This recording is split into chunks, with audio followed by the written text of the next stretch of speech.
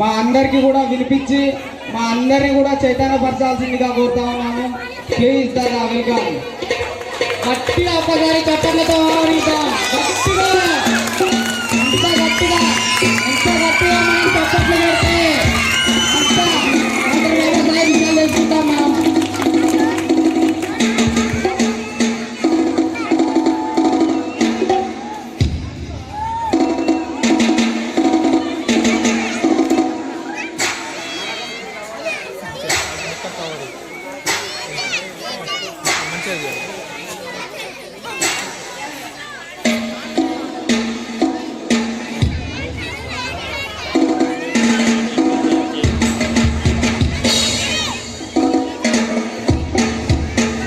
దయచేసి అందరూ తీసుకోవాల్సి ఎంతో ఉన్న అమ్మవాళ్ళు అత్తవాళ్ళు ముందుకొచ్చి కూర్చోవచ్చు. నన్ను కూర్చొని నిలబడకండి.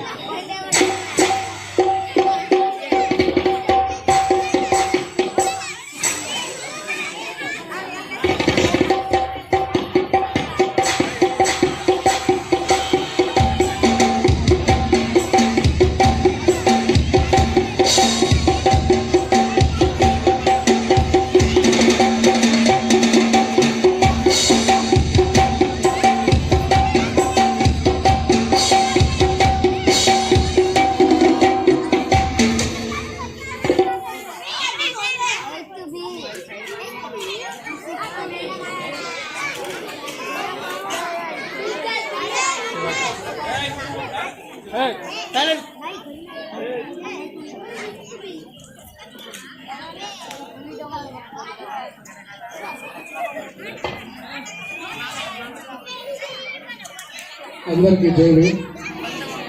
ఒకసారి గట్టిగా జైవేవ్. పిల్లలు మీరందరూ సైలెంట్గా ఉంటే పోయేప్పుడు కానీ మీ అందరికీ మ్యాజిక్ నేర్పిస్తానడుగా. మీరందరూ సైలెంట్గా ఉంటారా ఉండరా? మీరందరూ సైలెంట్గా ఉంటే మళ్ళీసారి చాక్లెట్ తెప్పిస్తాను. సరేనా? మా స్టేజ్ మీద ఉన్నటువంటి కళాకారుడు ఏం పేరు భయానికి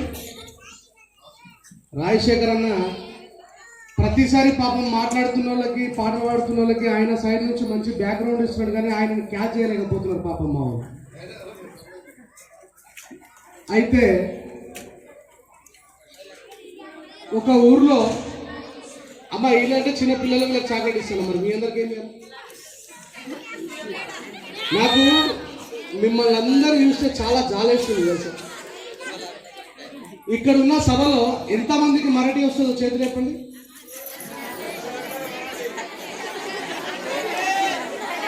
బాబాసాహెబ్ అంబేద్కర్ గారు ఏ రాష్ట్రంలో పుట్టిండ్రు? మహారాష్ట్రలో పుట్టి బాబాసాహెబ్ అంబేద్కర్ గారి మాతృభాష మరాఠీ. పిల్లలు మీకు ముందే చెప్పిండ్రా రేయ్? బాబాసాహెబ్ అంబేద్కర్ గారి మాతృభాష మరాఠీ. బాబాసాహెబ్ అంబేద్కర్ గారి రచనలు మరాఠీలో ఉన్నాయి. బాబాసాహెబ్ అంబేద్కర్ గారి సాహిత్యం మరాఠీలో ఉంది. ఒక్క బాబాసాహెబ్ అంబేద్కర్ మహారాష్ట్రలో పుట్టి కాశ్మీర్ నుంచి కన్యాకుమారి వరకు రకరకాల భాషల ప్రజల యొక్క జీవితాన్ని మారుస్తే, అదే మరాఠీ ప్రజలైనటువంటి మీరు బాబాసాహెబ్ అంబేద్కర్ గారి యొక్క మీటింగ్ రోజు ఏం చేయాలో అర్థం కాక పిచ్చోళ్ళై ఒకళ్ళు అటు ఫోన్ ఒత్తుతున్నారు, ఒకళ్ళు మీరు ముచ్చట పెడుతున్నారు, ఇంకొకళ్ళు ఎప్పుడు వెళ్ళిపోదామని చూస్తున్నారు, కొద్దిమంది భోజనం ఎప్పుడు చేద్దామని చెప్పి ఎదురు చూస్తే, ఒక తెలుగు వాడినైనా నేను ఎవరిని నేను ఒక తెలుగు వాడినైనా నేను బాబాసాహెబ్ అంబేద్కర్ గారి మాతృభాషలో పుట్టి పెరిగిన వ్యక్తులకి బాబాసాహెబ్ అంబేద్కర్ గారి గురించి మధ్యలో ఉన్న మాట్లాడితే ముందే చెప్తున్నాను. బాబాసాహెబ్ అంబేద్కర్ గారి గురించి నేను మీకు చెప్పే పరిస్థితిలో ఉంటే మిమ్మల్ని చూసి జాలిపడక ఏం చేస్తాను?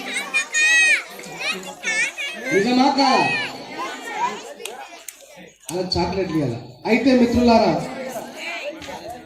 ఒక ఊర్లో భాగవతం నడుస్తుందట. వాళ్ళిద్దరు ఇంటికైనా తింపేమని చెప్పాలి. ఇప్పుడు భాగవతం తెలుసా? భాగవతం తెలియదా? ఒక బాపనైనా రోజు ఒక అవతారం గురించి పాట పాడతాడు. విష్ణుమూర్తి 10 రకాల అవతారాలు ఎత్తినట ఈ భారతదేశంలో ఉన్నటువంటి ప్రజల యొక్క వికాసం కోసం. అయితే ఆయన పాట పాడుతూ ఏమంటాడంటే, నేను కొట్టద్దన్నా ఇప్పుడే నేను చెప్పేదాకా, శ్రీమద్భాగవతం ఇది విష్ణు కథామృతం. ఆలకించిన మోక్షము సతు చరితం నవరత భక్తి సుధావరితం అని. అయితే ఊర్లో ఉన్న వాళ్ళందరూ చాలా అద్భుతంగా వింటారు, వీళ్ళకి అర్థం కాదు కానీ వింటారు.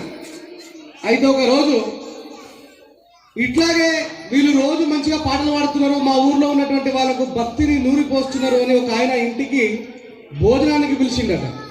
ఎక్కడికి పిలిచిండండి? భోజనానికి పిలిస్తే పాపం వాళ్ళిద్దరు ఇట్లాగే తబలా కొట్టటైనా డోలా కొట్టటైనా నా లెక్క పాట పాడటం ముగ్గురు కలిసిపోయి మంచి నెయ్యి, బొబ్బట్లు, ఆవకాయ ఇవన్నీ వేసుకొని కడుపు నిండా తిన్నారట. తిని మధ్యాహ్నం పడుకున్నారట. సాయంత్రం ప్రోగ్రాం చేసే టైంకి ఈ పాట పాడేటైనా మెల్లగా తుస్సని గాలి ఇస్తున్నాడు. ఈ తబలా కొట్టేటైనా వశపడతలేదు. ఈ తబలా కొట్టేటైనా తుస్సని గాలి వీడిస్తున్నారు, ఈ పాట పాడేటానికి వశపడతలేదు.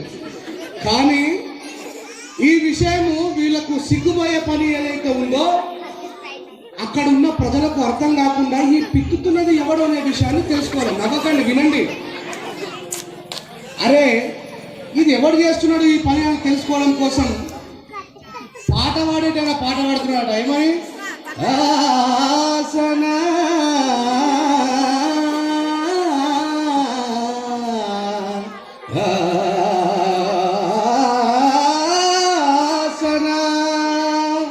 పాట పాడాడు, తబలా కొట్టుకుడు నే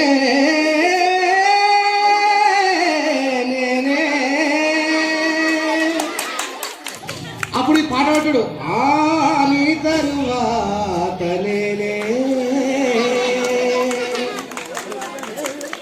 వీళ్ళు ఏం పాడుతున్నారో ఎవరినెవడు ఏ క్వశ్చన్ అడిగి ఆన్సర్ చెప్పుకుంటున్నారో అర్థం కాక కింద ఉన్న మీలాంటి అమాయక ప్రజలందరూ బాగా పాడుతున్నాడు, నేను చప్పట్లు కొడుతున్నాను.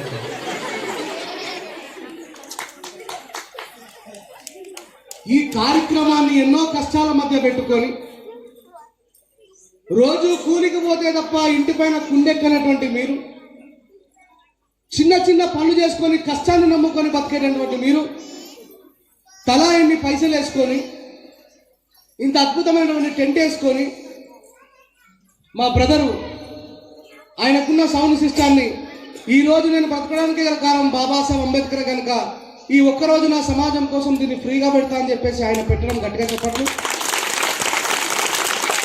ఈ టెంట్ వేసుకొని మిగతా వాళ్ళ పెళ్లిళ్ళలో డబ్బులు సంపాదించేటువంటి ఈయన నా సమాజం కోసం ఒకరోజు నేను ఖచ్చితంగా టెంట్ వేస్తాను ముందుకు రావడం. ఈరోజు వైజాగ్లో, హైదరాబాద్లో ఫ్లైట్ ఎక్కి వైజాగ్లో దిగి ఇదే సమయానికి నేను మాట్లాడి మళ్ళీ రాత్రి ఫ్లైట్ ఎక్కి ప్రొద్దున మా ఇంటి దగ్గర ఉండాల్సినటువంటి నేను ఈ 200-300 కిలోమీటర్లు కేవలం రమేష్ అనేటువంటి ఒక వ్యక్తి అన్న మా దగ్గర అత్యంత భయంకరమైనటువంటి పరిస్థితిలో మన ప్రజలు ఉన్నారు. వాళ్ళకి బాబాసాహెబ్ అంబేద్కర్ గారి యొక్క ఆశయము, ఆలోచన విధానము, పోరాట పటిమ అర్థం కావడం లేదు. వాళ్ళందరూ కూడా బాబాసాహెబ్ అంబేద్కర్ గారి సిద్ధాంతానికి విరుద్ధంగా బ్రతుకుతున్నారు. మీరు వచ్చి ఒకవేళ బాబాసాహెబ్ అంబేద్కర్ గారి సిద్ధాంతాన్ని కనుక వివరిస్తే మన ప్రజలందరూ ఐకమత్యంతో జీవించి వాళ్ళు పోరాటం చేసి వాళ్ళ హక్కులని సాధించుకుంటారు అని రమేష్ నన్ను పిలిస్తే నేను రమేష్కి చెప్పిన, రమేష్ కార్ అయితే నా సొంతం ఉన్నది, కానీ ఇక్కడి నుంచి మీ ఊరు వరకు ఎన్ని కిలోమీటర్లు ఉంటుందో నాకు తెలియదు. ఒకసారి నువ్వు అక్కడి నుంచి నాకు లొకేషన్ పంపిస్తే ఎన్ని కిలోమీటర్లు ఉంటుందో తెలిస్తే అప్ అండ్ డౌన్ డీజిల్ ఖర్చు మాత్రం ఇస్తే నేను ఖచ్చితంగా వస్తాను మిత్రమా అని చెప్పిన. అయితే రమేష్ నాకు ఈ ఊరు నుంచి మా ఊరికి కొలిస్తే 270 500 కిలోమీటర్లకు పైగా అయింది. నరేంద్ర మోడీ గారు లీటర్కి 100 రూపాయలు డీజిల్ చేసిరుగా. నేను మిత్రమా మరొక 7,000 అట్లా అవుతుంది, మధ్యలో 2-3 టోల్ ప్లాజాలు ఉంటాయని చెప్పిన. రమేష్ నాకు ఒక మెసేజ్ పంపించిండు, అన్న పిల్లలు మీ అందరికీ మళ్ళీ చెప్పినారే చిన్న మీ అందరికీ మ్యాజిక్ వేసుకోవాలని ఉందా లేదా? మరి మీరందరూ సైలెంట్గా ఉండాలి. రమేష్ నాకు ఒక మెసేజ్ పంపించిండు, ఏమనంటే అన్నా ఇక్కడ అత్యంత దీనావస్థలో బతుకుతున్న మా సమాజాన్ని డబ్బులు ఇచ్చుకోలేదేమో, మేము చాలా కష్టపడతాము తప్ప మా జీవన విధానం ముందుకు సాగదు, దయచేసి మీరేమైనా డబ్బులు తక్కువ చేస్తే బాగుంటుంది అని అన్నాడు. ఆయన మాట మాట్లాడి ఆ మెసేజ్ పెట్టగానే నా కళ్ళెంబడ నీళ్ళు వచ్చినాయి. మీరేమనుకుంటున్నారో నాకు తెలియదు, కానీ ఈరోజు ఈ అద్భుతమైన బట్టలు వేసుకోవడానికి, ఈ బూట్లు వేసుకోవడానికి, మీ ముందు నిలబడి మాట్లాడడానికి కారణం బాబాసాహెబ్ నాకు ఇచ్చినటువంటి స్వేచ్ఛ. నేను ఆ కారు కొనుక్కోవడానికి, ఈ దేశం నుంచి విదేశాలలో జాబ్ చేయడానికి, బాబాసాహెబ్ అంబేద్కర్ గారి యొక్క ఆలోచన తెలుసుకొని కొన్ని ఎకరాల భూమికి యజమానిని కావడానికి గల కారణం బాబాసాహెబ్ అంబేద్కరే కనుక రమేష్ వాళ్ళ ఊరికి నేను ఖచ్చితంగా వెళ్ళాల్సిన అవసరం ఉన్నదని చెప్పేసి నేను మీ ఊరికి రావడం జరిగింది. ఊరికైతే వచ్చినా కానీ మీ లోపల క్రమశిక్షణ అసలే లేదు. మీ లోపల క్రమశిక్షణ అసలే లేదు. ఇందాక ఒక ముగ్గురు తల్లులు వాళ్ళ పిల్లల్ని పట్టుకొని నిలబడరు, చాలాసేపు నుంచి గమనిస్తున్నాం. వాళ్ళంతా కూడా మన అమ్మలే, మన అక్కలో, మన చెల్లెలు. బహుశా ఉన్న రోజు చప్పదాకా ఇంటికి వెళ్ళిపోయారో తెలియదు. ఎందుకంటే మొగగాడిద వరకు అందరూ కూర్చున్నారు ఎడ్లగడ్డు, కనీసం మాకు ఎవడన్నా సీట్ ఇవ్వకపోతారా అని చెప్పి చాలాసేపు నుంచి చూసారు పాపం వాళ్ళు. బాబాసాహెబ్ అంబేద్కర్ గారు ఈ దేశంలో కోరుకున్నది సమానత్వం. ప్రతి మీటింగ్లలో ఆడవాళ్ళని కింద కూర్చున్నాడు.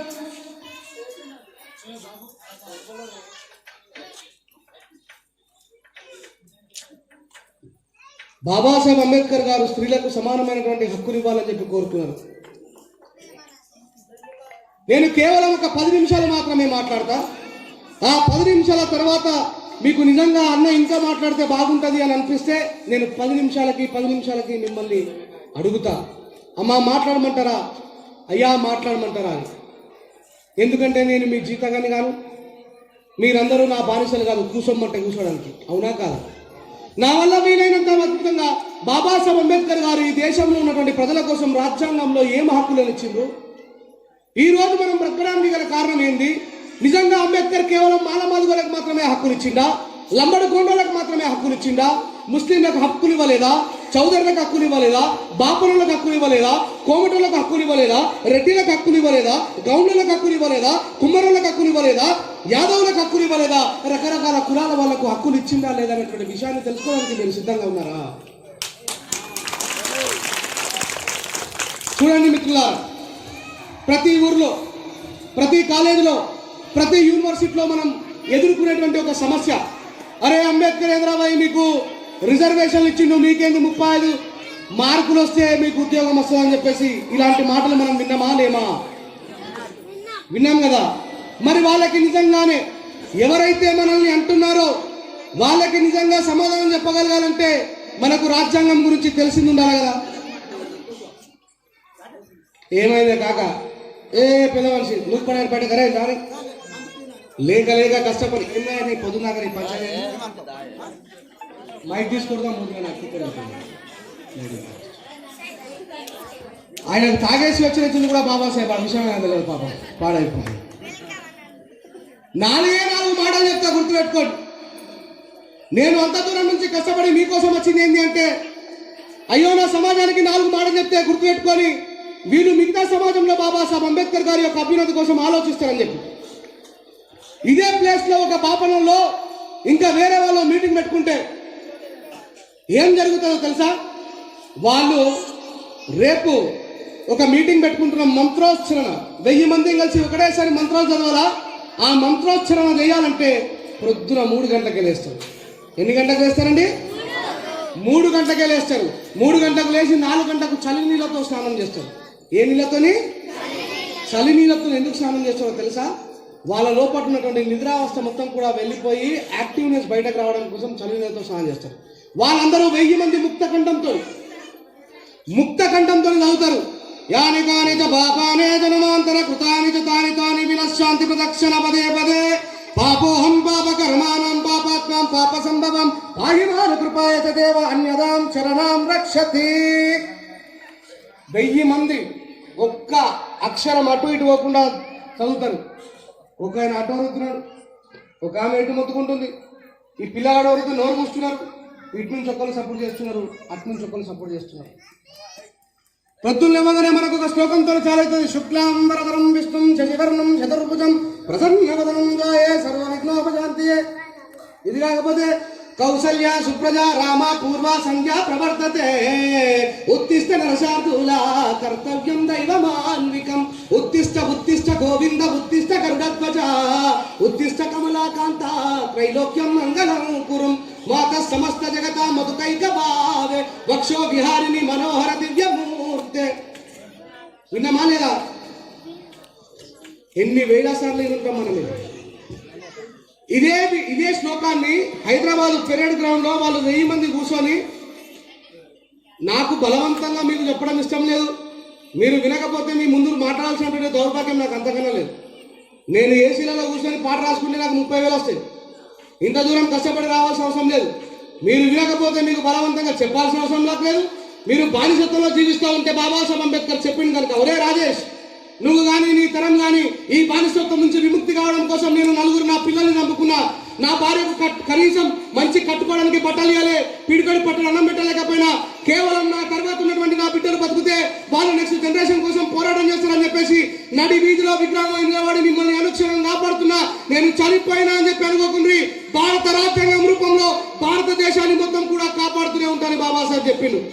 పో, బానిసలకు బానిసమని చెప్పు, తిరుగుబాటు వాళ్ళకు నేర్పు, వాళ్ళ లోపల తిరుగుబాటే ప్రతిమ ఉన్నదని చెప్పి బాబాసాహెబ్ చెప్పింది. కాబట్టి ఇంత దూరం వచ్చిన మీరు వినకపోతే మీ దౌర్భాగ్యమే కానీ నా దౌర్భాగ్యమా? చెప్పండి, నీ దౌర్భాగ్యమా కాదా? చదువుకున్న వాడికి ఏ జెండా మోస్తున్నాడో తెలుస్తలే, ఏ రాజకీయ నాయకుడు వెనకాల తిరుగుతున్నాడో తెలుస్తలే, అన్యాయం చేసేవాడు ఎవడో తెలుస్తలే, వీడు ఎవరి పక్షాన నిలవడో తెలుస్తలే, అన్యాయం చేస్తున్న వాడు వెనకాల వీడు తిరుగుతున్నాడు, పొద్దుకి బీరు తాగిపిస్తే బీరు తాగుతున్నాడు, బీరు పొట్లం ఇప్పిస్తే బీరు పొట్లం మీద బతుకుతున్నాడు. అదా బాబాసాహెబ్ ఒకవేళ ఈ దేశంలో ఏ మిస్టర్ అంబేద్కర్ బాలా గంగాధర్ తిలక్ పేరు వినరా? ఆయన చెప్తాడు, ఈ దేశంలో ఉన్నటువంటి ప్రజలు నాయకత్వానికి అర్హులు కాదు, కేవలం బ్రాహ్మణులు మాత్రమే ఈ దేశంలో నాయకత్వానికి అర్హులు. ఎవరు మాత్రమే అర్హులు? బ్రాహ్మణులు కాక మిగతా వాళ్ళంతా కూడా అర్హత లేని వాళ్ళే. కోనేరు కోనప్ప, కేసీఆర్, వైఎస్ రాజశేఖర రెడ్డి, చంద్రబాబు నాయుడు, మిస్టర్ మోడీ, వీళ్ళందరూ కూడా చెప్తున్న మాట. ఈ మాట ఎవరు చెప్తున్నారు? తిలక్ చెప్తున్నాడు. ఏమంటాడో తెలుసా? అంబేద్కర్ గారు అంటారు పార్లమెంట్ లో, ఈ దేశంలో ఉన్నటువంటి ప్రతి భారతీయుడికి ఈ దేశాన్ని పరిపాలించే అధికారం కావాలని అంబేద్కర్ మాట్లాడితే, అంబేద్కర్ నువ్వు పిచ్చోడివి, అంబేద్కర్ నువ్వు పిచ్చోడివి, ఈ అలగా జనాలందరూ, అలగా జనాలంటే అందరూ, మరోసారి చెప్తున్నారు, రాజశేఖర రెడ్డి, కేసీఆర్, మన కోనేరు వీళ్ళంతా కూడా ఎవరైతే నాయుడులు, చౌదరులు, రెడ్డిలు, వెల్మలు, మేము పెద్ద కులపలం అని చెప్పి మాట్లాడుతున్నారో వాళ్ళందరికీ కూడా అంటున్నాడు ఏమని, mister Ambedkar, are you mad? You didn't understand why you supporting of these people? They are not eligible for leadership. Are you mad? అని బాబాసాహెబ్ అంటున్నాడు. ఏమంటున్నాడో తెలుసా ఆయన? मिस्टर अंबेडकर, ये तेरी तमौली कुंबड़ों को जाकर संसद में क्या करना है? क्या संसद कोई भूमि है वहां पर जाके हल चलाने को अंटाడు. ఏమని? తేలి అంటే గానుగు తిప్పేవాడు, నూనె తీసేవాడు, తమలపాకులు అమ్ముకునేవాడు, కుంబట్ అంటే కాపులు, వ్యవసాయం చేసి నాగలు పట్టుకుని తినేటోళ్ళు. ఏ కుంబటం को जाकर संसद అంటే పార్లమెంట్, संसद में जाकर क्या करना है? तुम पागल हो गया, क्यों उन लोगों के बारे में तुम सोच रहे हैं అని చెప్పి అంటాడు బాబాసాహెబ్. కానీ బాబాసాహెబ్ ఏమంటాడు? ఈ దేశంలో గడ్డం గీసుకునే మంగళైనా కూడా ఈ దేశాన్ని పరిపాలించే పాలనా యంత్రాంగంలో ఉండాలా, పాలు విత్తుకునే యాదవైనా కూడా పరిపాలించే పాలనా యంత్రాంగంలో ఉండాలా, మున్సిపాలిటీలో రోజు ప్రొద్దున మోరు విడిచేటువంటి సఫాయి సాయన కూడా ఈ దేశాన్ని పరిపాలించే పాలనా వ్యవస్థలో ఉండాలని కోరుకున్నాడు బాబాసాహెబ్ అంబేద్కర్. కానీ మనలో ఎంతమందికి తెలుసు? ఎస్సీలందరూ బాబాసాహెబ్ అంబేద్కర్ మావాడు అని చెప్పి ఇంట్లో బుద్ధుడి ఫోటో, బాబాసాహెబ్ అంబేద్కర్ ఫోటో పెట్టుకుంటున్నారు. మీకు బాబాసాహెబ్ అంబేద్కర్ గారి నిజమైన పేరైనా తెలుసా? మీలో ఎంతమందికి అంబేద్కర్ గారి నిజమైన పేరు? అంబేద్కర్ గారి పేరు అంబేద్కర్ కాదు. ఆ చెల్లె చేతిలో ఉంటుంది, గట్టిగా సపోర్ట్ కొట్టండి, చెప్పండి. Very good. బాబాసాహెబ్ అంబేద్కర్ పేరేంది?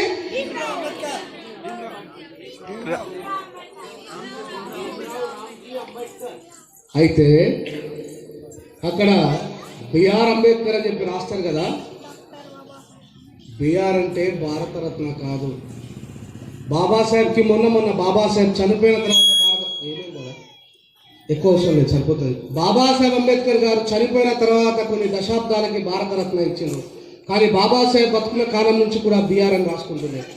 బిఆర్ అంటే భీమ్రావ్, బిఆర్ అంటే భీమ్రావ్.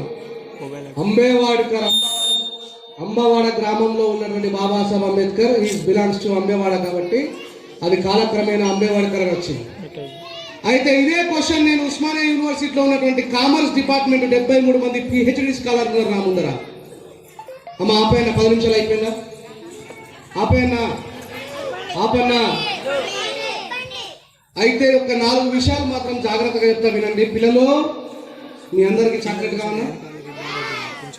కార్యక్రమ నిర్వాహకులు ఒక చాక్లెట్ ప్యాకెట్ తెప్పండి, అవసరమైతే నేను డబ్బులు ఇస్తాను, కానీ మీరు అందరూ సైలెంట్గా ఉండాలి, సరేనా? అయితే మిత్రులారా, ఈ దేశంలో ఉన్నటువంటి భారత రాజ్యాంగాన్ని బాబాసాహెబ్ అంబేద్కర్ గారు రాసే అవకాశం అంత ఈజీగా రాలేదు. ఎవడో అక్కడక్కడ ఫేస్బుక్లలో వాట్సాప్లలో రాస్తూ ఉంటాడు, మీ అంబేద్కర్ ముసాయిదా కమిటీకి కేవలం ఒక మెంబర్ మాత్రమే, చైర్మన్ మాత్రమే, బాబాసాహెబ్ అంబేద్కర్ భారత రాజ్యాంగ నిర్మాత కాదు, దానికంటే ముందే ఎవడో భారత రాజ్యాంగాన్ని రాసిండు, దాంట్లో ఉన్నటువంటి కొన్ని ఆర్టికల్ను అటు ఇటు వేసినందుకే మీ అంబేద్కర్ రాజ్యాంగ నిర్మాత అంటున్నారు అని చెప్పి బయట చాలా మంది మాట్లాడుతూ ఉంటారు. మిత్రులారా, మాట్లాడరా? అలాంటి ఒక్కొక్కడికి చెప్పుతో బూడుతో తన సమాధానం నేను చెప్తాను, మీరు అన్ని మైండ్ లో పెట్టుకుని వాళ్ళకి సమాధానం చెప్పాలి. అరే, ఈ దేశంలో బాబాసాహెబ్ అంబేద్కర్ భారత రాజ్యాంగాన్ని రాయడంకంటే ముందే గాంధీ, నెహ్రూ, సర్దార్ వల్లభాయ్ పటేల్ ఈ భారతదేశానికి రాజ్యాంగం ఉండాలని చెప్పి ఈ దేశాన్ని పరిపాలించిన చివరి బ్రిటన్ ప్రధాని లార్డ్ మౌంటైన్ బాటన్ దగ్గరికి వెళ్ళి మాకు ఈ దేశానికి ఫ్రీడమ్ ఇవ్వమని చెప్పినప్పుడు బాటన్ చెప్తాడు, ఈ దేశం ఎట్లా ఉండబోతుందో, ఈ దేశం యొక్క సుపరిపాలన ఎట్లా ఉండబోతుందో ముందుగానే మాకు చూపించండి అని చెప్పంటే అప్పటికే అమెరికా రాజ్యాంగం రాసిన సర్ హైవర్ జెన్నింగ్ దగ్గరికి ముగ్గురు, ఎవరా ముగ్గురు? నెహ్రూ, గాంధీ, వల్లభాయ్ పటేల్. వీళ్ళు ముగ్గురు పోయి అంటారు సార్ హైవర్ జెన్నింగ్ దగ్గరికి పోయి, సార్ ప్రపంచంలోనే గొప్పదైనటువంటి దేశం, ప్రపంచంలోనే గొప్పదైన దేశం, అత్యున్నతమైనటువంటి అధునాతన మన అప్డేట్ వర్షన్ ఉన్నటువంటి దేశమైన ఈ అమెరికా రాజ్యాంగాన్ని రాసినటువంటి వ్యక్తి మీరే ఈ దేశానికి రాజ్యాంగం రాయాలని చెప్పేసి వెళ్తే ఆ సర్ హైవర్ జెన్నింగ్ చెప్తాడు, అరే బాబు, ప్రపంచమంతా ఒకలాగుంటే మీ భారతదేశం ఒకటే ఒకలాగుంటది. ప్రపంచమంతా ఒకలాగుంటే మీ భారతదేశం ఒకటే ఒకలాగుంటది. ప్రపంచం మొత్తంలో వర్గాల మధ్యలో పోరాటం జరిగితే, జాతి వివక్ష మీద మాత్రమే పోరాటం జరిగితే, మీ దేశంలో వర్గాల మధ్య పోరాటమే, కలర్ల మధ్య పోరాటమే, కులాల మధ్య పోరాటమే, మతాల మధ్య పోరాటమే, మీ దేశంలో ప్రతి దాంట్లో కూడా సమస్యలు ఉంటుంది. కాబట్టి మీ భారతదేశం యొక్క మీ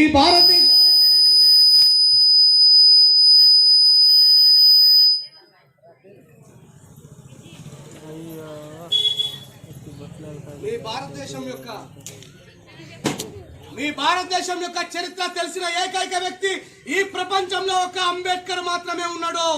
ఆయన భారతదేశానికి రాజ్యాంగం రాస్తేనే తప్ప మిగతా ఎవడు రాసిన రాజ్యాంగం అది పూర్తిగా సార్థకత కాదు.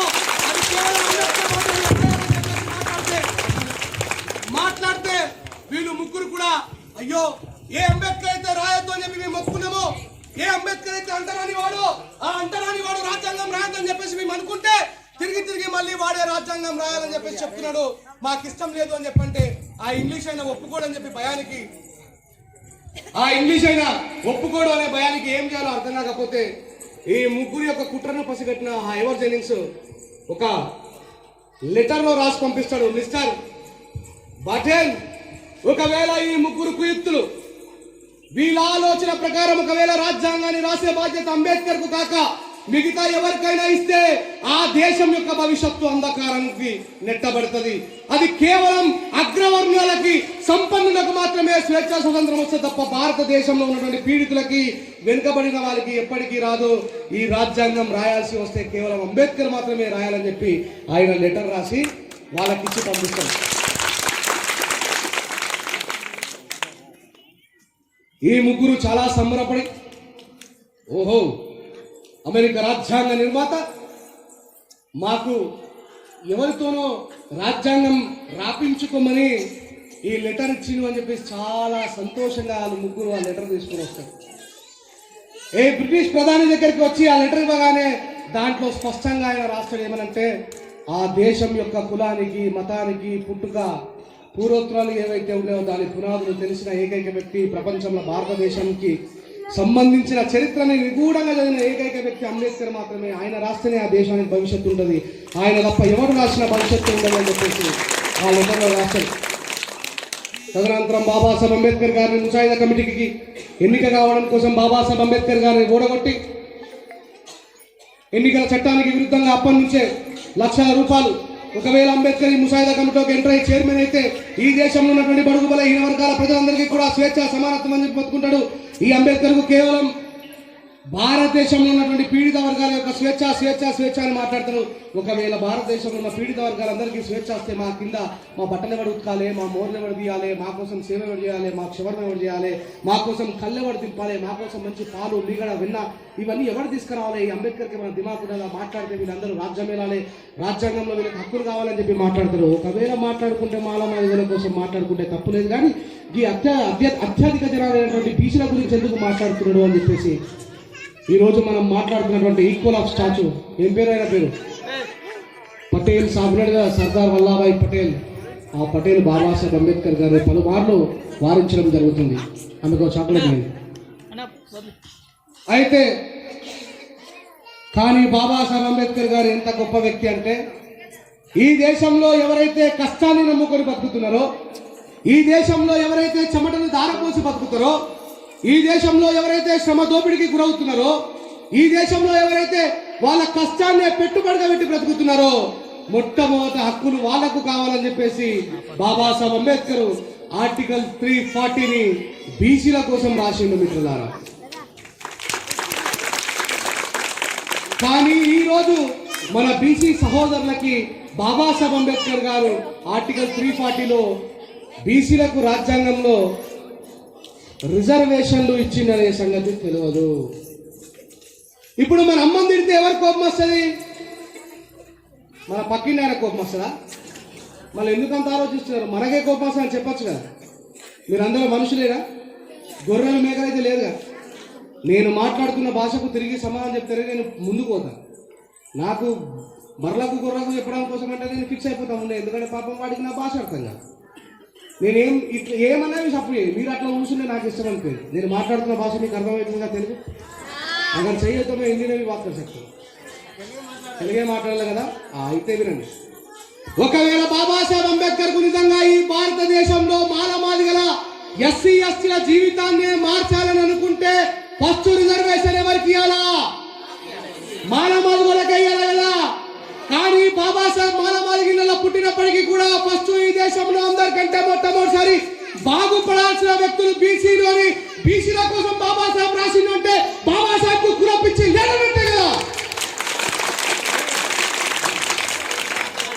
మరి ఈ విషయాన్ని మన బీసీ సహోదరులకు చెప్పాల్సిన బాధ్యత ఎవరిది? మరి మనకు తెలుస్తుందా?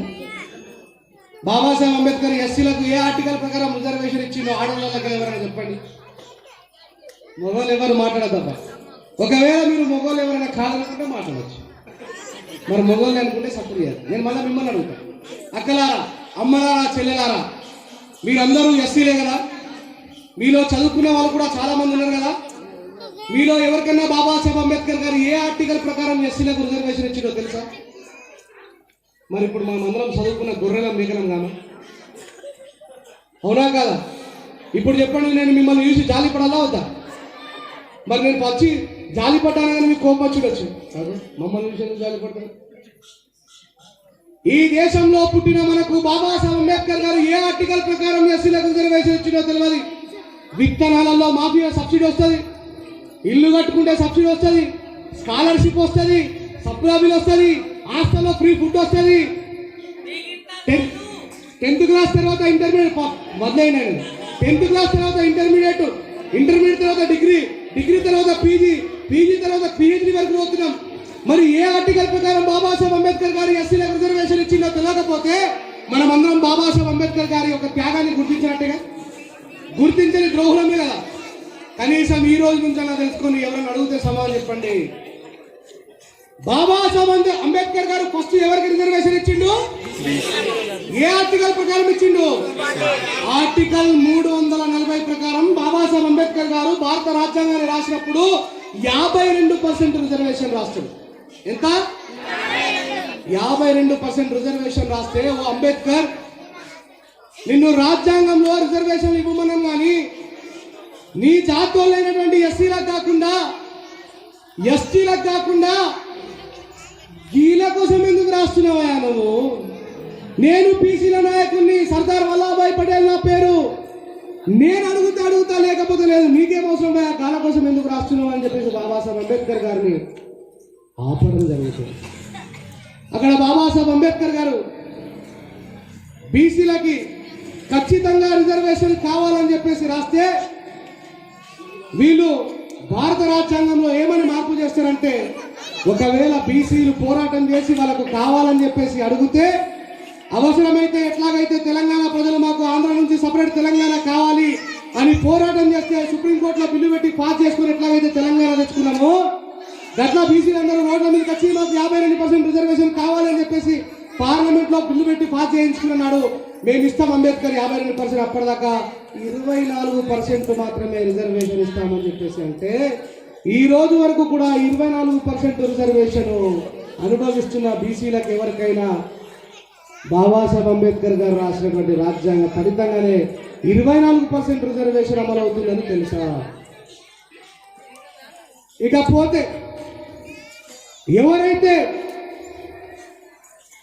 అవమానానికి, అణచివేతకు, అంటరానితనానికి గురవుతున్నారో వాళ్ళకి, ఆ వెనుకబడిన తరగతులకు ఖచ్చితంగా రిజర్వేషన్స్ కావాలని బాబాసాహెబ్ అంబేద్కర్ గారు ఆర్టికల్ 341 ఎంత?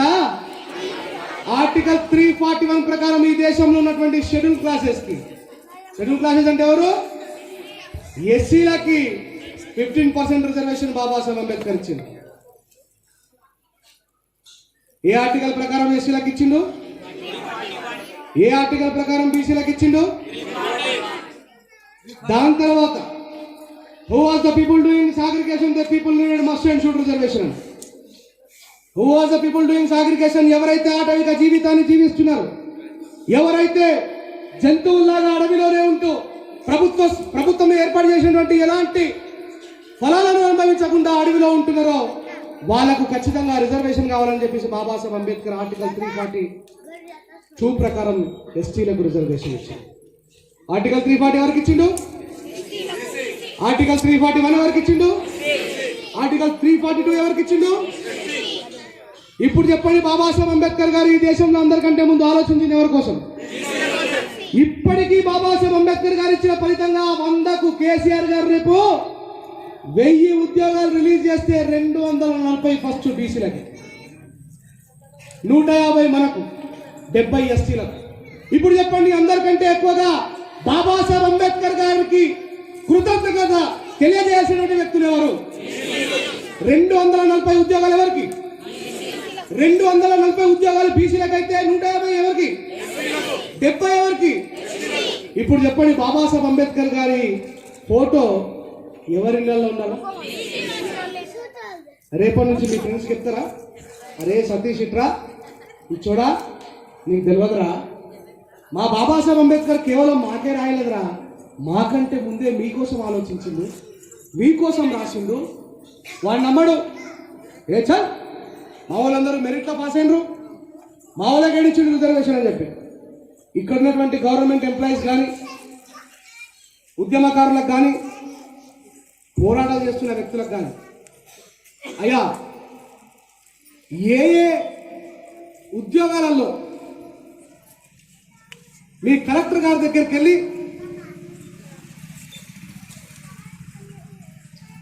ఆర్టీఐ ఏమేస్తారు? ఆర్టీఐ వేసి, మా ఊర్లో ఉన్నటువంటి చాలా మంది గవర్నమెంట్ జాబర్స్, అది ఎస్సీలు కావచ్చు, ఎస్టీలు కావచ్చు, బీసీలు కావచ్చు, మీ ఇప్పుడు చాలా మంది ఈ ఊర్లో కూడా ఉద్యోగస్తులు ఉంటారు కదా, అందరు వచ్చి రై మీటింగ్ అది వస్తారా? వచ్చిన వాళ్ళందరికీ దండాలు, సపోర్ట్ కొట్టండి. మరి రాని వాళ్ళందరికీ ఏం చేద్దాం? వీళ్ళు ఏం చేస్తారు అంటే, కొద్దిమంది తెలిసి కొద్దిమంది తెలియక అని చెప్పి చెప్పడానికి నా మనసు ఒప్పుకోదు. ఎందుకంటే వీడు జ్ఞానవంతుడు, చదువుకున్నాడు, అడుగడుగున బాబాసాహెబ్ అంబేద్కర్ గారి వల్ల లబ్ధి పొందినటువంటి వ్యక్తి. బాబాసాహెబ్ అంబేద్కర్ గారి కోసం అందరికంటే ఎక్కువ పనిచేయాల్సినటువంటి అవసరం వాడి మీదే ఉన్నది, వాళ్ళ మీదే ఉన్నది. సారీ, ఇప్పుడు పైన కూడా పాపం సార్ మన కాలేజీ లెక్చరర్ గారు ఉన్నారు, రకరకాల ఉద్యోగస్తులు ఉన్నారు, వాళ్ళు వాళ్ళ రెస్పాన్సిబిలిటీని మర్చిపోలేరు. ఈరోజు మేము వేసుకున్న బట్టలకు కారణం మా భార్య పిల్లలు హ్యాపీగా మా ఇంట్లో పడుకుని కడుపు నిండా భోజనం చేసుకోవడానికి కారణం బాబాసాహెబ్ అంబేద్కర్ కనుక నా సమాజం కూడా అట్లనే మారాలని చెప్పేసి వచ్చిన గవర్నమెంట్ ఉద్యోగస్తులందరికీ కూడా గట్టిగా చప్పట్లు కొట్టారు. ఇకపోతే ఈ ఆర్కేఎం కలెక్టర్ గారి దగ్గరికి, జిల్లా కలెక్టర్ గారి దగ్గరికి వెళ్ళి, సార్ మా ఫలానా మండలంలో ఎంతమంది బీసీ కోటాలో ఉద్యోగాలు సంపాదించుకున్నారు, ఎంతమంది ఎస్సీ కోటాలో ఉద్యోగాలు సంపాదించుకున్నారు, ఎంతమంది ఎస్టీ కోటాలో ఉద్యోగాలు సంపాదించుకున్నారో మా ఎంఆర్ఓ గారికి ఉత్తర్వులు జారీ చేసి ఆ డాటా మొత్తం ఇవ్వమని చెప్పి సేకరించారు. ఈ ఊరి పేరు ఏం పేరు? ఈ కోయవాగు అంబేద్కర్ గారి దగ్గర ఆర్టికల్ 340 340 ప్రకారం ఎంతమంది బీసీ కోటాల ఉద్యోగాలు సంపాదించుకున్నారు, 341 ఎంతమంది ఎస్సీ కోటాల ఉద్యోగాలు సంపాదించుకున్నారు, 342 ఎంతమంది ఎస్టీ కోటాల ఉద్యోగాలు సంపాదించుకున్నారో ఒక పెద్ద ఫ్లెక్సీ వేసి అక్కడ కట్టండి. వీళ్ళు అంటారు కదా, ఇప్పుడు చాలా మంది బీసీలు చెప్పరు బయటకి, అరే నాకు బీసీ కోటాలో ఉద్యోగం చెప్తారా సార్? బీసీ కోటాలో ఉద్యోగం వచ్చిందని చెప్తారా? రోజు పొద్దున పోతుంటే లక్ష్మీనారాయణ ఆయన బీసీ కోటాలో ఉద్యోగం వచ్చిందంటే వానికే సిగ్గు చూసి అప్ప ఈరోజు చెప్పుకుంటురా ఇచ్చేదంతా వాయనది అని. అప్పుడు చెప్పొచ్చు, హలో మిస్టర్ బీసీ కేటగిరీ ఉద్యోగస్తుడా, బాబాసాహెబ్ అంబేద్కర్కు దండం పెట్టుకుని పోరా అని చెప్పాలి. హలో మిస్టర్ ఎస్సీ కేటగిరీలో ఉద్యోగం సంపాదించుకున్నాడా, బాబాసాహెబ్ అంబేద్కర్కు దండం పెట్టుకుని పోరా అని చెప్పాలి. అరే ఎస్టీ కోటలో ఉద్యోగం సంపాదించుకున్నాడా, నా బాబాసాహెబ్ వలన నీకు ఉద్యోగం వచ్చింది, దండం పెట్టుకుని పోరా కార్మిక అని చెప్పాలి. చెప్తారా? గౌరవంగా బాబాసాహెబ్ కోసం పనిచేసే వాళ్ళందరినీ గుండెలో పెట్టుకోండి. బాబాసాహెబ్ని విస్మరించిన గాడిద కొడుకుని బాబాసాహెబ్ దగ్గరే సిగ్గుడియండి. ఇది చేస్తే వాడు కోటేశ్వరులు ఫోజు కొడతారు కదా, పక్క ఊర్లల్లో పుట్టి పెరిగి ఉద్యోగం సంపాదించుకొని కాగజ్ నగర్కి వచ్చి మళ్ళీ ఊర్లోకి వస్తే మీరు మారరు, మీ బతుకులు గింతే అని ఫోజు కొట్టే ఉంటారు. మనం మంచిగా ఉద్యోగం వచ్చిన తర్వాత బక్క పైసలు ఇచ్చే పిల్లల్ని చేసుకుంటారు. చిచ్చి మా అత్తమ్మ వాళ్ళతో మాట్లాడకంత ఎట్లా ఉన్నారు కర్రగా చేతులు మట్టి ఇసుంటి గాడి లోపల చెప్పట్టు కొట్టాలి. ఒరే మేము త్యాగం చేసి వదులుకున్న రిజర్వేషన్ తిరిగి బతుకుతున్న పుస్తకం నువ్వు అని చెప్పాలి. పని చేసేటోళ్ళం కాదు మన పుస్తకం పడే, మంచిగా ఉద్యోగం చేసి పని చేసి అంబేద్కర్ పని చేసేవాళ్ళని చెప్పండి, చెయ్యని వాళ్ళని తిట్టుమని చెప్తున్నాను. ఇకపోతే బాబాసాహెబ్ అంబేద్కర్ గారి దేశంలో బ్రాహ్మణులకు కూడా రిజర్వేషన్ ఇచ్చిండు. నా ప్రీవియస్ వీడియోస్లలో నేను మాట్లాడినటువంటి ఆన్సర్ కాకుండా కొత్తగా ఎవరికైనా తెలిస్తే చెప్పండి. బాబాసాహెబ్ అంబేద్కర్ గారు బ్రాహ్మణులకు రిజర్వేషన్ ఇచ్చిండు. ఒప్పుకుంటారా? నమ్ముతారా? ఎవరైనా ఒక సిస్టర్ పైకి వచ్చి చెప్తారా బాబాలకు ఎట్లా రిజర్వేషన్ ఇచ్చిండు? మీలో ఎవరికైనా తెలుసా బాబాసాహెబ్ అంబేద్కర్ బ్రాహ్మణులకు కూడా రిజర్వేషన్ ఇచ్చిండు? చెప్పేటోళ్ళు ఎవరు అంటే స్టేజ్ కలిసి చెప్పాలి. నేను కూడా చాలా సంతోషిస్తాను. అబ్బా నా సందేశం అంతా దూరంగా పోయింది. నువ్వు ఆర్గనైజర్ నువ్వు కాదు, నువ్వు మనోడి కాబట్టి రిజర్వేషన్. బాబాసాహెబ్ అంబేద్కర్ గారు ఎప్పుడు బ్రాహ్మణులకు విరుద్ధంగా మాత్రమే పోరాటం చేసిండని చెప్పి అంటారు కదా, అంటారా? కానీ బాబాసాహెబ్ అంబేద్కర్ గారు బ్రాహ్మణిజానికి వ్యతిరేకంగా పోరాటం చేసిండు, కానీ బాపరులకు వ్యతిరేకంగా పోరాటం చేయలేదు. మరి బాపరులకు వ్యతిరేకంగా పోరాటం చేసి వాళ్ళని ఒట్టుమని చెప్తున్నాయి కదా మనకి. బ్రాహ్మణిజం మీద పోరాటం చేసింది బాబాసాహెబ్ అంబేద్కర్ గారు. ఇక్కడ క్రిస్టియన్లు ఉన్నారా? ఆయనే పరిశుద్ధ ఆలయమందు బాబాసాహెబ్ ద్వారా ఉద్యోగాలు సంపాదించుకొని, బాబాసాహెబ్ ద్వారా చదువుకొని, బాబాసాహెబ్ని మర్చిపోయి ఆయన ఎవరో పెద్ద ఆయన మీద దగ్గరకు పోతారు. పోవడం తప్పు కాదు. ఈ దేశంలో నీ మీద జరిగినటువంటి ఏదైతే వివక్షకు కారణంగా నేను గుళ్ళోకి రానియకపోతే నువ్వు చర్చి వైపు పోయినావు తప్పని నానా, కానీ నిన్ను చర్చి వైపు తీసుకుపోయి నిన్ను చర్చి వరకు స్వేచ్ఛను కల్పించిన బాబాసాహెబ్ని మర్చిపోతాను చెప్తున్నా నేను. వీళ్ళు మనోళ్ళు పెడతారు ఇంటి మీద, పెద్ద పెద్ద జెండాలు పెడతారు. मेरा ये पार्टी है, मेरा भगवान ये है। बाबा कोई भगवान तुम्हारा तकदीर को बदला नहीं। अगर कोई भगवान भी है तो बाबा साहब अम्बेडकर की जूता के नीचे इतना पत्थर से भी समान नहीं होता मेरा सामने। अगर बाबा साहब ने तो हमारा तकदीर बदलने वाला कोई हो ही नहीं था। అందుకే తెలుసుకోవాలా బాబాసాహెబ్ అంబేద్కర్ గారు భారత రాజ్యాంగం ద్వారా స్త్రీలకు ఏం హక్కులు ఇచ్చినా చెప్తా। ఇప్పుడు చెప్పండి, బాబాసాహెబ్ అంబేద్కర్ ఆర్టికల్ 342 ఎవరి కోసం రాసిండు? Article 340, article 341. 3 విషయాలు గుర్తుపెట్టుకుంటారా జాగ్రత్తగా. ఇకపోతే బాబాసాహెబ్ అంబేద్కర్ గారు భారతదేశంలో బ్రాహ్మణులకు రిజర్వేషన్లు ఇచ్చిండు. ఎట్లా ఇచ్చిందనే విషయం చెప్తారు. ఈ దేశానికి ఫస్ట్ ప్రైమ్ మినిస్టర్ ఎవరు?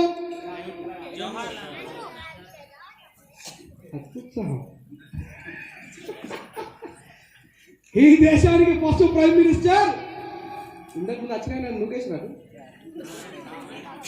అది ఎట్లుందో చూద్దా.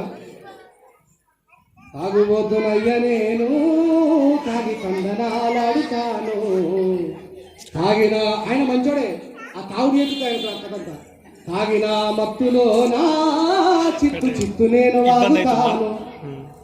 పెగ్గు మీద పెగ్గు కొట్టి స్వర్గమంచులోకి పోయి, పెగ్గు మీద పెగ్గు కొట్టి స్వర్గమంచులోకి పోయి, నింగిలో నలుతాను, నిందల పాలవుతాను. తాగుబోతునయ్య నేను తాగి అందరాల. ఆయన ఏమాట్లాడుతున్నాడు, వీడెవడో వచ్చి ఏమో మాట్లాడుతున్నారా కర్రకాన్ని చేసుకొని అంటారు. ఆయనకు ఏమవుతుంది కదా బాధ ఏంటంటే, మా ఇంటికాడ పోయి చక్కగా రెండు సీజన్లు అయి పంటంటే ఈరోజు వచ్చి లొల్లి పెడుతున్నాను. ఆయన పెద్ద సౌండ్ బాక్స్ పెట్టిన నాకేమో నిద్ర పడుతుంది పని అని చెప్పి నన్ను నోరు మూపేయడం కోసం వచ్చిన. ఆయన తప్పు కాదు, ఆయన షరాబ్ ఇస్తాం. సో మీరందరూ కూడా షరాబ్ వైపు పోద్దని చెప్పి కోరుకుంటూ, ఈ దేశానికి ఫస్ట్ ప్రైమ్ మినిస్టర్ అయినటువంటి పండిట్ జవహర్ లాల్ నెహ్రూ. బ్రాహ్మణులలో కూడా కేటగిరీ 1, కేటగిరీ 2, కేటగిరీ 3, కేటగిరీ 4 ఉంటాయి. బ్రాహ్మణులలో కూడా శ్రేష్టమైన బాపునుడు, ఇంకొంచెం తక్కువ బాపునుడు, ఆయనకంటే తక్కువ బాపునుడు, ఇంకా తక్కువ బాపునుడు, 4 ఉంటారు. దీంట్లో అందరికంటే టాపెస్ట్ ప్లేస్ లో ఉండేటోళ్ళు పండిట్ జవహర్ లాల్ నెహ్రూ. కాశ్మీర్ బాబులు హ్యాపీగా ఉంటారు. అయితే ఈ పండిట్ జవహర్ లాల్ నెహ్రూ కూతురైనటువంటి ఇందిరాగాంధీ గారు ఈ దేశానికి ప్రైమ్ మినిస్టర్ గా ఉన్నప్పుడు, అమ్మ జాగ్రత్త గుర్తుపెట్టుకోవాలి స్త్రీలందరూ, ఈ దేశానికి ప్రైమ్ మినిస్టర్ గా ఉన్నప్పుడు ఒరిస్సాలో ఉన్నటువంటి పూరి జగన్నాథ స్వామి దేవాలయానికి దర్శనానికి వెళ్తుంది. ఎక్కడికి వెళ్తుంది? ఈమె బాపురమేనా కదా? బాపురంలో ఏ కేటగిరీ? కేటగిరీ 1 పండిట్ జవహర్ లాల్ పండిత్ వాళ్ళు, కాశ్మీర్ పండిట్లు. ఈమె ఒక ప్రైమ్ మినిస్టర్ కూతురు, ఈమె స్వతహాగా ఒక ప్రైమ్ మినిస్టరు, ఈమె ఒక బాపురామే. ఆమె ఈ దేశానికి ఏ ఆర్డర్ అయినా పాస్ చేయగలిగేటువంటి శక్తివంతమైనటువంటి వ్యక్తి, అవునా కాదా? ఈమె ఆ పూరి జగన్నాథ స్వామి దేవాలయానికి వెళ్తే, అమ్మ మీకు తెలుగు అర్థమవుతుందా? మీరు వినాలి జాగ్రత్తగా. అక్కడ ఉన్నటువంటి ఏమైంది దా ఎందుకు తగ్గుతుంది? నువ్వు కాబట్టి ఏమంటే పాడైంది. మనం ఏదైనా మందిరానికి వెళ్తే స్వాగతం సుస్వాగతం అని చెప్పి ఉంటుంది. అవతలికి దాటి తిరిగి వచ్చినప్పుడు పునర్దర్శన ప్రాప్తి రస్తు అంటే మళ్ళీ వచ్చి దర్శించుకొని పోని అంటారు కదా. ఈ ఇందిరాగాంధీ గారు వస్తున్నారన్న విషయం తెలుసుకున్నటువంటి అక్కడ ఉన్న బ్రాహ్మణులందరూ కూడా ఇందిరాగాంధీ గారి కోసం ఆ వెల్కమ్ బోర్డు దగ్గరకు వస్తారు. మీ ఊరు కూడా వెల్కమ్ బోర్డు ఉంటుంది కదా, లోపలికి వచ్చినప్పుడు మీకు వెల్కమ్ బోర్డు లేకపోతే బాగా వెల్కమ్ బోర్డు అవ్వదు. అయితే ఈ ఇందిరాగాంధీ గారు అక్కడి నుంచి వస్తున్నటువంటి బ్రాహ్మణులందరూ చూసి చాలా ఆనందపడుతుంది. వేద పండితులు, ఉపనిషత్తులు చదువుకునే గొప్ప గొప్ప వేద పండితులు అందరూ కూడా నాకు వామ్ వెల్కమ్ చెప్పడం కోసం, సుస్వాగతం చెప్పడం కోసం వస్తున్నారు అని చెప్పి ఇందిరాగాంధీ గారు అక్కడ ఆగుతారు. ఇందిరాగాంధీ గారి బాడీ గార్డ్స్, వెనకాల ఉన్నటువంటి చాలా మంది మంత్రులు, ముఖ్యమంత్రులు అందరూ ఇందిరాగాంధీ గారు వెనకాల నిలబడితే ఆ ముఖద్వారం దగ్గరకు వచ్చి ఒక వృద్ధ బ్రాహ్మణుడు ముసలైన వచ్చి ఒక కట్టె పట్టి ఇట్లా గీత గీస్తాడు. ఏం గీస్తాడమ్మా? గీత గీసి ఏమంటాడంటే, ఇందిరా నువ్వు ప్రైమ్ మినిస్టర్ అయితే అవ్వచ్చు, నువ్వు ప్రైమ్ మినిస్టర్ కూతురు అయితే అవ్వచ్చు, నువ్వు బ్రాహ్మణమ్మ అయితే అవ్వచ్చు, బ్రాహ్మణుల కేటగిరీ 1 అయితే కావచ్చు, కానీ నా వేద శాస్త్రాల ప్రకారం, మా ధర్మాల ప్రకారం, మా ఇతిహాసాల ప్రకారం, మా పురాణాల ప్రకారం ఒక ముందరాలు అయిన నువ్వు, ఒక విడో అయిన నువ్వు, ఒక భర్త లేని స్త్రీ అయిన నువ్వు ఈ గుడిలకు రావద్దు, గెట్ అవుట్ అంటారు.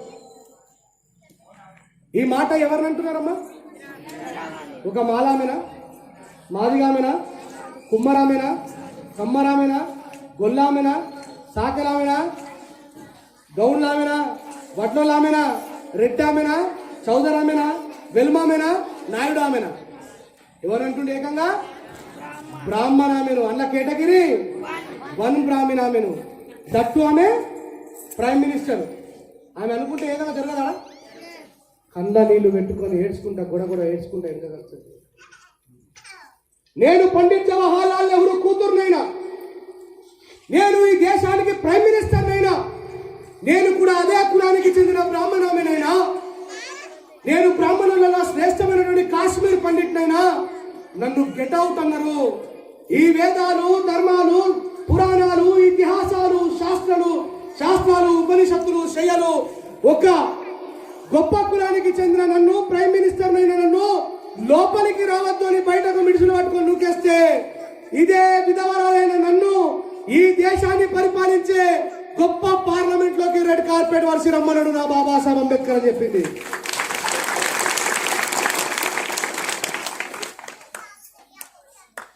ఆమె ఈ దేశంలో భగవద్గీత ప్రకారం ప్రైమ్ మినిస్టర్ అయిందా? బైబుల్ ప్రకారం ప్రైమ్ మినిస్టర్ అయిందా? ఖురాన్ ప్రకారం ప్రైమ్ మినిస్టర్ అయిందా? బుద్ధ అండ్ ధమ్మ ప్రకారం ప్రైమ్ మినిస్టర్ అయిందా? ఆమె దేని ద్వారా ప్రైమ్ మినిస్టర్ అయింది? భారత రాజ్యాంగం ద్వారా ప్రైమ్ మినిస్టర్ అయింది. ఇప్పుడు ఇందిరాగాంధీ గారు గుడిలోకి ఇవ్వాలి అని ఇందిరాగాంధీ, గుడిలోకే పోని బ్రాహ్మణ ఇందిరాగాంధీ, గుడి లోపలికే పోని ప్రైమ్ మినిస్టర్ బ్రాహ్మణ ఇందిరాగాంధీని, గుడి లోపలికే పోలేని ప్రైమ్ మినిస్టర్ కూతురు ప్రైమ్ మినిస్టర్ కేటగిరీ 1 బ్రాహ్మణ ఇందిరాగాంధీని, గుడిలోకే రాలేని ఇందిరాగాంధీని పార్లమెంట్ కు ఆహ్వానించింది బాబాసాహెబ్ కాదా? ఆమె పార్లమెంట్ లో ప్రైమ్ మినిస్టర్ గా ఉండడానికి గల కారణం బాబాసాహెబ్ కాదా? ఈ విషయాన్ని మనం చెప్పాలా, బయట వాళ్ళకు చెప్తామా? అరే ఈ దేశంలో ఉన్న రాజ్యాంగంలో మాలా మాధవుల కోసం కాదురా, మా తండ్రి బాబాసాహెబ్ అంబేద్కర్ బ్రాహ్మణులకు కూడా రిజర్వేషన్ ఇచ్చిందని చెప్తారా? ఇందిరాగాంధీ గారు ప్రైమ్ మినిస్టర్ కావడానికి గల కారణం బాబాసాహెబ్ అని చెప్తారా? ఇది చెప్పిన రోజు బాబాసాహెబ్ అంబేద్కర్ గారికి విలువ వస్తుంది. ఈ దేశంలో ఎప్పుడైనా ముస్లింల మీద దాడి జరిగినా, ముస్లింల అమ్మాయిని రేప్ చేసినా ఈ దేశం మొత్తం అతలాకుతలం అవుతుందా కాదా? సమాధానం చెప్పాలా? మొగలందరూ అతలాకుతలం అవుతుందా కాదా?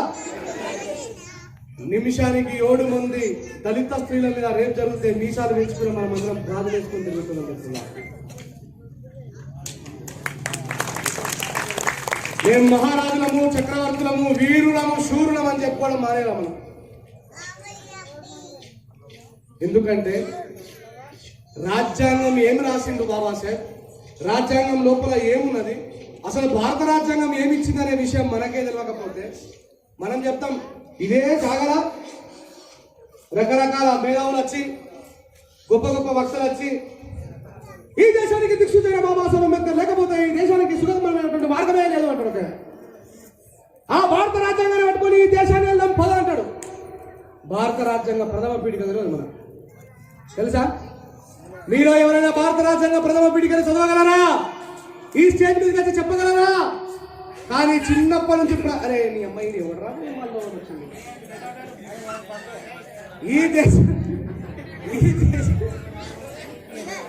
ఈ దేశంలో మనం అందరం, నన్ను చూడండి, చిన్నప్పుడు ప్రతి ఒక్కరూ చదువుకున్నాం, చిన్నప్పటి నుంచి ఇప్పటిదాకా. రాజ్యాంగ ప్రథమ పీఠిక అంటే ఏదో తెలుసా? ప్రతిజ్ఞ, భారతదేశంలో మాతృభూమి అరేచిన. అరే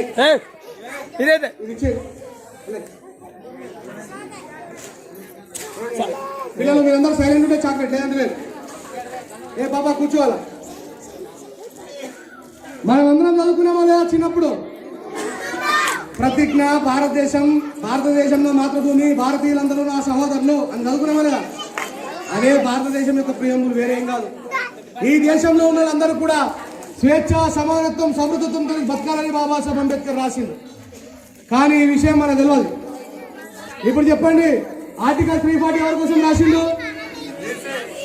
ఆర్టికల్ 340 ఎవరి కోసం రాసిండు? ఆర్టికల్ 342 ఎవరి కోసం రాసిండు? ఆర్టికల్ 341 ఎవరి కోసం రాసిండు?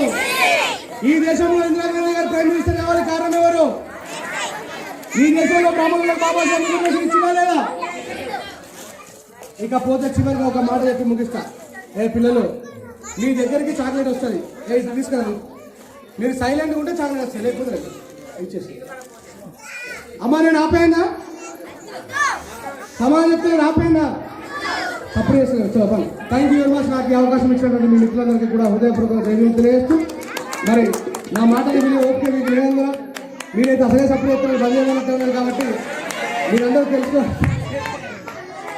ఉంటారా? మళ్ళీ మీరందరూ ఎవరు కూడా ఇంట్రెస్ట్ చూపించట్లేదు. బలింకి లింగం కడితే ఎవరు భక్తులు కాదు. ఇంత ముందే చెప్పిన ఏమని అంటే వాని లోపల ఎంత నిగూఢమైన అర్థం ఉన్నదో మీరు అట్లా నిష్ణార్థులు కావాలని చెప్పి నేను కష్టపడి కొడుతున్నా. అరే పిల్లలు మీకు సైలెంట్గా చెప్పినా కదా. అయితే మిత్రులు చివరిగా ఒక ఘట్టం చెప్పి ముగిస్తా. ఈ దేశంలో ఓటు హక్కు కోసం బాబాసాహెబ్ అంబేద్కర్ గారు ఏ పోరాటం చేసిన విషయం తెలుసుకోండి. ఇప్పుడు బీసీ సహోదరులకు మనం సమాధానం చెప్పినట్టు అయినాం. ఎందుకంటే వాళ్ళకి చెప్పొచ్చు మనం బాబాసాహెబ్ అంబేద్కర్ ఆర్టికల్ 340 ప్రకారం బీసీలకు రిజర్వేషన్ రాసిండు. ఇప్పటికీ 24% రిజర్వేషన్ అమల్లో ఉన్నది. 24% రిజర్వేషన్ అనుభవిస్తున్నారు. కాబట్టి బాబాసాహెబ్ అంబేద్కర్ గారికి, భారత రాజ్యాంగానికి మీరు రుణగ్రస్తులని చెప్పచ్చు. ఇకపోతే ఈ దేశంలో ఈ చిన్న చిన్న ఇళ్ల మధ్యలోకి, ఈ చిన్న చిన్న పల్లెటూరులోకి పెద్ద పెద్ద ఫార్చునర్లు, పెద్ద పెద్ద కార్లు వస్తున్నాయి అంటే కారణం ఓటే కదా. అమ్మ మాకే ఓటే అని మీ కాలు మొక్కుతాను అంటారా? అయ్యా మాకే ఓటే అని పాంచని అంటారా? ఈ ఓటు కోసం బాబాసాహెబ్ అంబేద్కర్ ఎంత పెద్ద పోరాటం చేసిండో 5 నిమిషాలు చెప్పి నేను ముగిస్తాను. మళ్ళీ ఈ దేశంలో ఓటు ఎవరికి ఉండాలా, ఈ దేశంలో నాయకులను ఎవరిని ఎన్నుకోవాలనేటువంటి అధికారం ఎవరికి ఉండాలని చెప్పేసి సేమ్ డిబేట్ ఎట్లాగైతే ఇంతకుముందు భారత రాజ్యాంగాన్ని ఎవరు రాయాలనేటువంటి వచ్చిందో మళ్ళా ఈ ముగ్గురు మధ్యలోనే వస్తుంది. 1930 కంటే ముందు ఎప్పుడో మీరు ఎవరు సపోర్ట్ చేస్తారు, పిల్లలు సపోర్ట్ చేస్తున్నారు. మీరు చదువుకున్న వాళ్ళు ఎంతమంది చేతులు ఎప్పుడు రావడం? అమ్మ నువ్వు చదువుకోలేవమ్మ? అమ్మ మీరు బ్లూ కలర్ డ్రెస్ మీరు చదువుకోలే, మరి ఎందుకు చేతులు లేపారు? మీరు ఆ ఒక్క సిస్టర్ మాత్రమే చేతులే పట్టింది. ఆ ఏలు ముద్రైనా పర్లేదమ్మా, ఏలు ముద్ర అయినా పర్లేదు. నేను మీరే కరెక్ట్. ఇప్పుడు మీరు ఏలు ముద్ర పెడితేనే పింఛన్ వస్తుంది. ఆ పింఛన్ రాకపోతే మీ ఎమ్మెల్యేతో మాట్లాడాలి, నాతో కాదు. కానీ అయితే 1930 కంటే ముందు ఈ దేశంలో ఎవరికి ఓటు హక్కు ఉండాలనేటువంటి విషయాన్ని గాంధీ గారు చెప్తారు. ఇప్పుడు ఒక 5 నిమిషాలు మనం అందరం 1930కి వెళ్ళిపోదాం. గాంధీ గారు చెప్తారు ఎవరికైతే 5 ఎకరాల భూమి పట్టా ఉంటుందో వాళ్ళకే ఓటు హక్కు ఉండాలని. ఎన్ని ఎకరాలు? 5 ఎకరాలు ఉన్నది ఇప్పుడు మనకు. అంటే 1930 కంటే ముందే 5 ఎకరాలు ఉన్నోడికి ఓటు హక్కు రావాలంటే ఇప్పటిదాకా మనకు వస్తుందేనా? ఇక పోతే పండిట్ జవహర్లాల్ నెహ్రూ చెప్తాడు ఎవరైతే ఈ దేశానికి ఇన్కమ్ ట్యాక్స్ కడుతున్నారో, కోట్ల రూపాయలు సంపాదించుకున్న భారతదేశం గవర్నమెంట్కి పన్ను కట్టాలా. అసలు మనకు తెలుసా పన్ను అంటే? మన ఇంట్లో 1,00,000 రూపాయలు లేవు, కోట్ల రూపాయలకు పన్ను కడకలు కడతాం మనం. ఇప్పుడే మన దగ్గర కోట్లు లేవు, పన్ను కట్టకపోతే 1930 కంటే ముందు జవహర్లాల్ నెహ్రూ చెప్పినట్టు ఒకవేళ ఆ దేశాన్ని పరిపాలిస్తున్న వాళ్ళు ఒప్పుకుంటే ఇప్పటికన్నా మన ఓటకు వచ్చిన. ఇక మూడో విషయానికి వస్తే ఈ పటేల్ సాబ్ చెప్తాడు గాంధీ చెప్పినట్టు నెహ్రూ చెప్పినట్టు కాదు, ఎవరికైతే డిగ్రీ పట్టా ఉంటుందో వాళ్ళకు మాత్రమే ఓటు హక్కు ఉండాలి. ఎవరికైతే డిగ్రీ పట్టా ఉంటుందో వాళ్ళకు మాత్రమే ఓటు హక్కు ఉండాలని. ఇప్పుడే మన పిల్లలు డిగ్రీ చదివే పరిస్థితిలో లేరు, మన తాతలకు డిగ్రీ ఉంటుండేనా. కానీ దీన్ని బాబాసాహెబ్ అంబేద్కర్ గారు పూర్తిగా వ్యతిరేకిస్తాడు.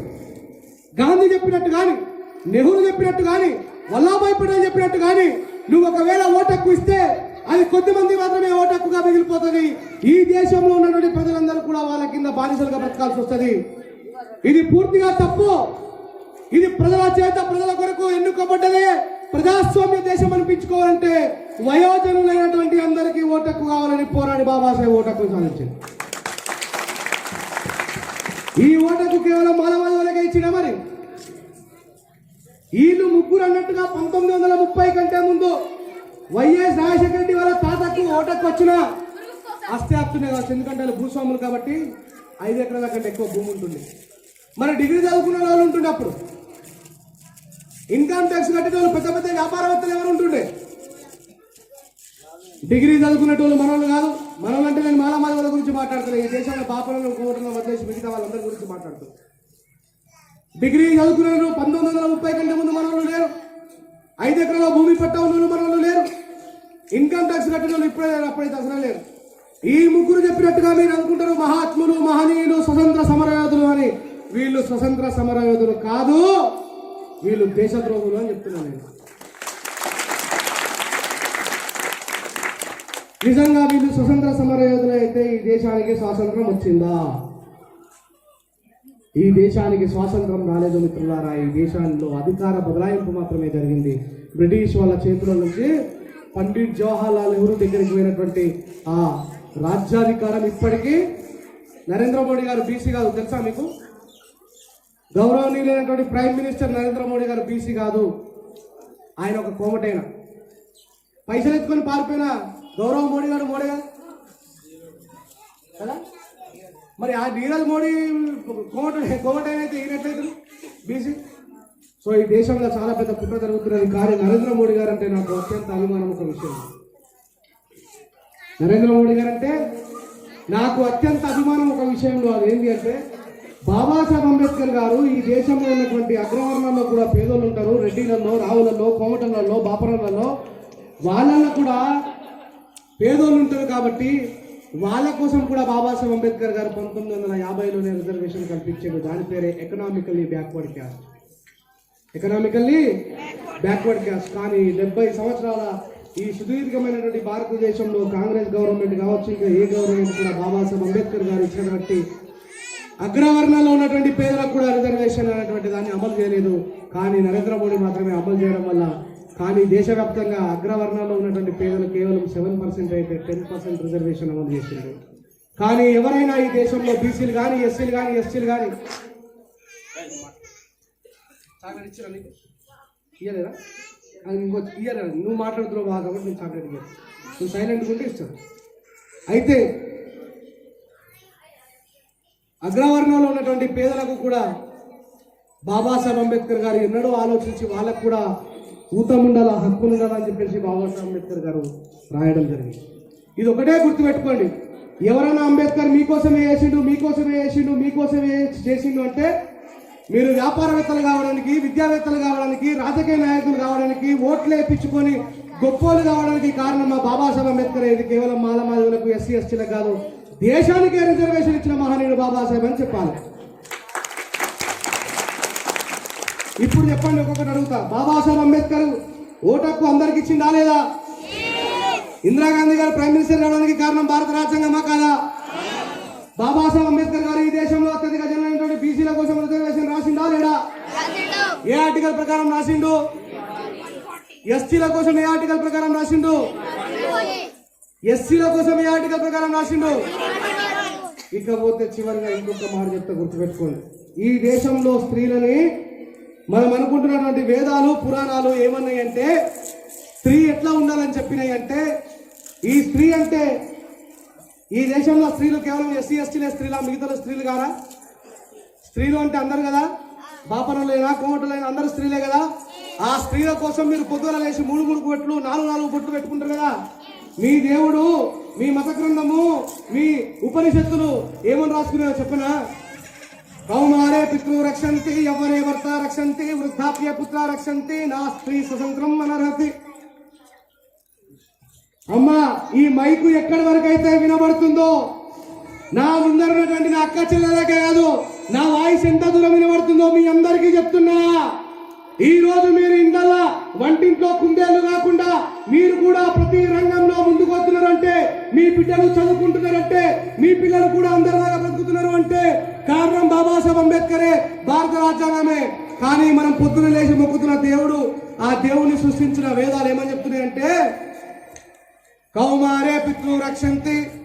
ఒక స్త్రీ చిన్నగా ఉన్నప్పుడు తండ్రి యొక్క చెక్కు చేతల్లో ఉండాలా. యవ్వనే భర్త రక్షంతి. యవ్వనస్తురాలైనాక యంగ్ ఏజ్ లోకి వచ్చిన తర్వాత తండ్రి యొక్క మన భర్త యొక్క చెక్కు చేతల్లో ఉండాలా. వృద్ధాప్యే పుత్ర రక్షంతి.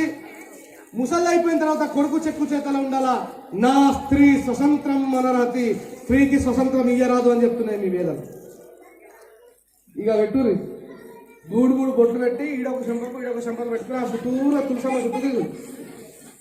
మరి ఇట్లాగే వేదాలు అంటున్నాయంటే మరి మిగతా ఏమని అంటున్నాయా లేవంటే ఏ మత గ్రంథంలో కూడా మీకు స్వేచ్ఛ లేదు. ఒకటేమో బురకేసుకోమని తిరుగుతుంటది, ఇంకొకటేమో స్త్రీ అత్యంత భయంకరమైనటువంటి ఆ స్త్రీని నమ్మరాదు. అందుకే ఆదాముని వద్దు అనగా ఆ అబ్బాయి పండుగ తినమని. అందుకే మీరందరూ పాపాత్ములు అయిపోతున్నారు. ఆయన ఆడదని మాట అయినట్టు అని చెప్పి చెప్తున్నారు. బైబుల్ నేను రాసిన బైబుల్, బాబాసాహెబ్ రాసిన బైబుల్, ఖురాన్ నేను రాసిన, బాబాసాహెబ్ రాసిందా, భగవద్గీత నేను రాసిందా, బాబాసాహెబ్ రాసిందా. మరి ఇవన్నిటిలో ఏమున్నాయో తెలుసుకోవాలిగా మనం. కుక్క నక్కల దైవ రూపాలుగా గొలిసి పందినందిని చూస్తే పడి మొక్కుతుంటారు. రోజు ప్రొద్దున ఒక పందిని తీసుకొని పోయి మంచి గడిగ దానికి గంధం పోయింది.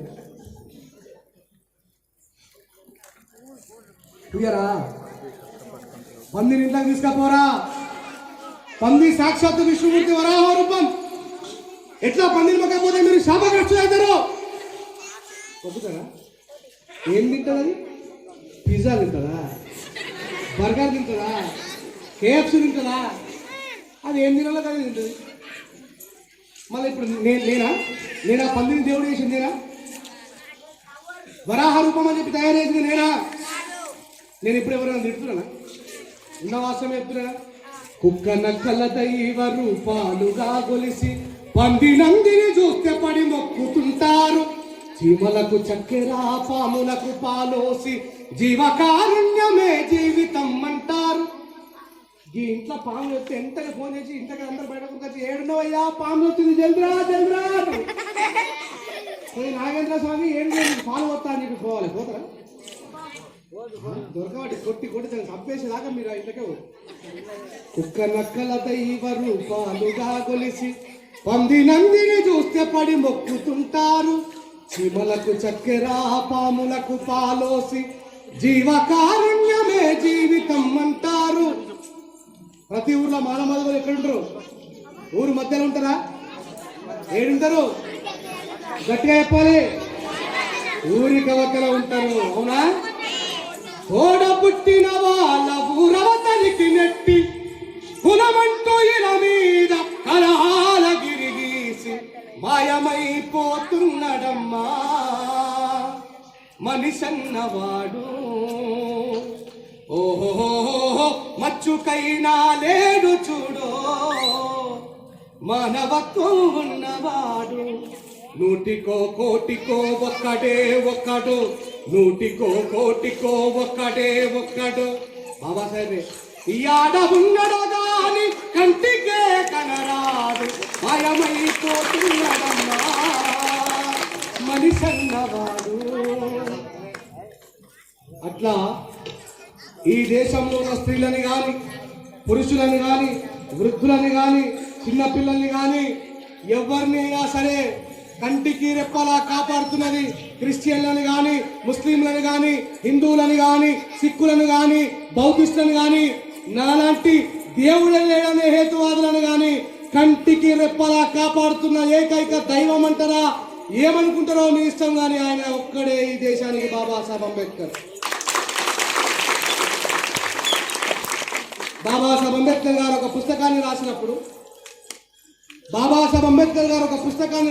ఈ ఒక్క విషయాన్ని మీ మనసులో పెట్టుకొని నేను వెళ్ళిపోతాయా.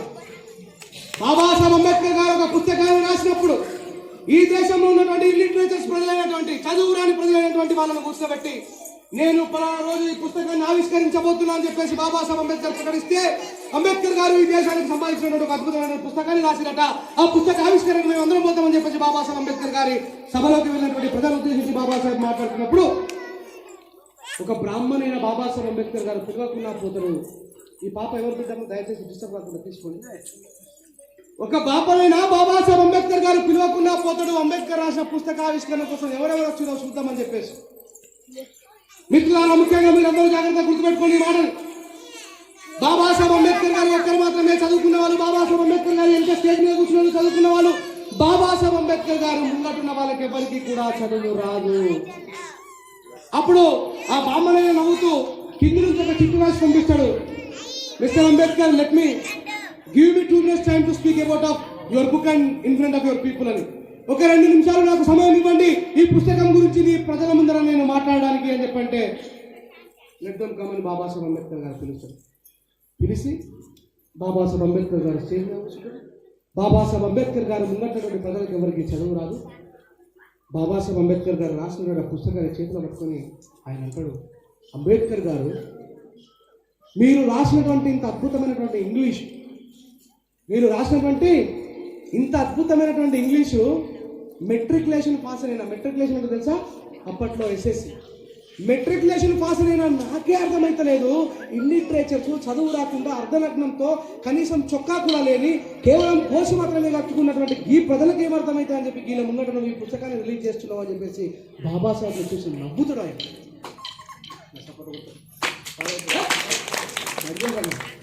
బాబాసాహెబ్ని చూసి నవ్వుతే mister Ambedkar are you mad, మీకేమైనా పిచ్చా? మీరు రాసిన ఇంత అద్భుతమైన ఇంగ్లీష్ పుస్తకము 10వ తరగతి చదువుకున్నా నాకే అర్థమైతలేదు, అసలు అక్షరం ముక్కరానికి జనాల ముంగట ఎందుకు రిలీజ్ చేస్తున్నావు ఈ పుస్తకం అని బాబాసాహెబ్ ఆయన చూసి ఒక చిన్న నవ్వు నవ్వుతాడు.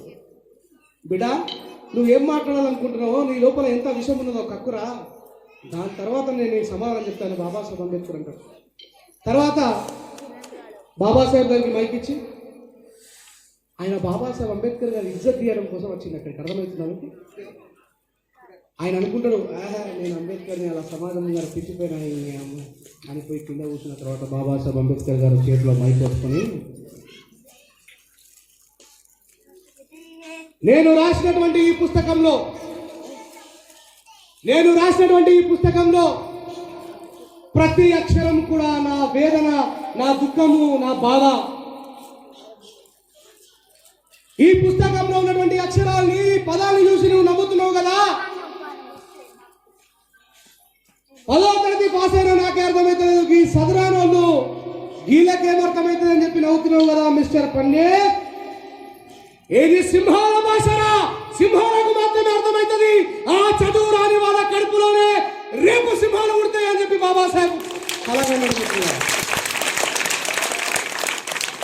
ఏ చదువు రాని వాళ్ళు అని చెప్పి నువ్వు నవ్వుతున్నావో, అదే చదువు రాని వాళ్ళ మధ్యలో ఒక రెంజల రాజేష్ ఉడతాడు, అదే చదువు రాని వాళ్ళ మధ్యలో ఒక కదిరి కృష్ణ ఉడతాడు, ఒక విశాలను ఉడతాడు, రకరకాల ప్రజలు ఉడతారు. బిడ్డ వాళ్ళు రేపొద్దున అంబేద్కర్ కంటే ఎక్కువ సవాలు అడుగుతారు, వాళ్ళకంటే సవాలు చెప్తారు మీరు అని. కానీ మీరు అంబేద్కర్ గారు కోరుకున్నట్టుగా తయారు కాలేదు. అందుకే నేను మిమ్మల్ని చూసి జాలిపడ్డా. బాబాసాహెబ్ అంబేద్కర్ గారి మాతృభాష మరాఠీ. బాబాసాహెబ్ అంబేద్కర్ గారు పుట్టింది మహారాష్ట్రలో పుట్టినటువంటి బాబాసాహెబ్ అంబేద్కర్ గారు కాశ్మీర్ నుంచి ఉన్నటువంటి కన్యాకుమారి దాకా ఉన్నటువంటి ఈ దేశంలో ఉన్నటువంటి ప్రజలందరి యొక్క దుర్గతిని మారుస్తే మీరు మాకే బోధించాల్సినటువంటి పరిస్థితి నుంచి మా చేత బోధించుకునే పరిస్థితిలో ఉన్నారు. పైన ఉన్నటువంటి ఈ గొప్ప ఆయన ఒకసారి రండి సరే. ఈ సారు అద్భుతంగా మాట్లాడుతుంటే మీలో ఎవ్వరు వినట్లే. ఈ చిన్నపిల్లలంటే పాపం చిన్నోళ్ళు, మిమ్మల్ని అందరినీ గమనిస్తున్నా, మీరు ఎవ్వరు వినట్లే. కూర్చోండి సార్. వీడు కనీసం ఒక 10-15 నిమిషాలు మాట్లాడేటాడు, మీరందరూ మాట్లాడతలేదు. వాడు అమ్మ నేను ఏం మాట్లాడాలి, నాకు మాట్లాడుతున్నా అని చెప్పి ఫోన్ మైక్ పెట్టి పక్కన నేను వాడికి ఏమని చెప్పినా చెప్పరా ఒకసారి. నా చేతికి మైక్ రాకుండా ముందు నీకు ఏమని చెప్పినా, ఈ పరిస్థితిని ఎట్లా చక్క పెడతా అని చెప్పినా వినండి ఒకసారి. వీళ్ళు వినలేకపోతున్నారు, కనీసం కూర్చోవడానికి కూడా సిద్ధంగా లేరు. కానీ నేను మైక్ తీసుకున్న తర్వాత వాళ్ళని మంత్రయుద్ధుల్ని చేసి నేను మాట్లాడిన ప్రతి ఒక్క మాట వినేటట్టు చేస్తానని చెప్పేసి చెప్పాను. అంటే నా ఓపిక ఉన్నట్ట లేనట్ట? నేను కోపానికి వచ్చి అమ్మ ఎవరు వింటారు, నాకేమో తీరాకారం వెళ్ళిపోవచ్చు. బాబాసాహెబ్ అంబేద్కర్ గారికి మనం చూసి ఎంత ఓపిక ఉండాలి. ఆయన కళ్ళ ముంగటం వాళ్ళకి ఎవరికి చదువు రాదు, ప్రొద్దులేసి కష్టపడితే తప్ప తినడానికి ఏం లేదు. అలాంటి వ్యక్తుల యొక్క భవిష్యత్తు మార్చడం కోసం బాబాసాహెబ్ అంబేద్కర్ గారు ఎంత కలగని ఉండాలి, ఎంత కష్టపడి ఉండాలా, ఎన్ని కన్నీళ్లు కాల్చి ఉండాలా, ఎన్ని ఆకలి దేని రోజులు ఎదుర్కొని ఉండాలా. కళ్ళ ముందే పిల్లలు చచ్చిపోతున్నా సరే రేపు బతకబోయే పిల్లలంతా కూడా నా పిల్లలని బాబాసాహెబ్ అంబేద్కర్ కడుపు నింపుకొని బతికిండు అంటే బాబాసాహెబ్ అంబేద్కర్ గారు ఎంత గొప్పడు. అలాంటి బాబాసాహెబ్ అంబేద్కర్ గారి గురించి తెలుసుకోవడం కోసం 300 కిలోమీటర్లు ప్రయాణించినటువంటి నేను ఈ నుంచే మీ ఇంటికి వచ్చి ఒక 3 గంటల టైం కేటాయించలేకపోతాను.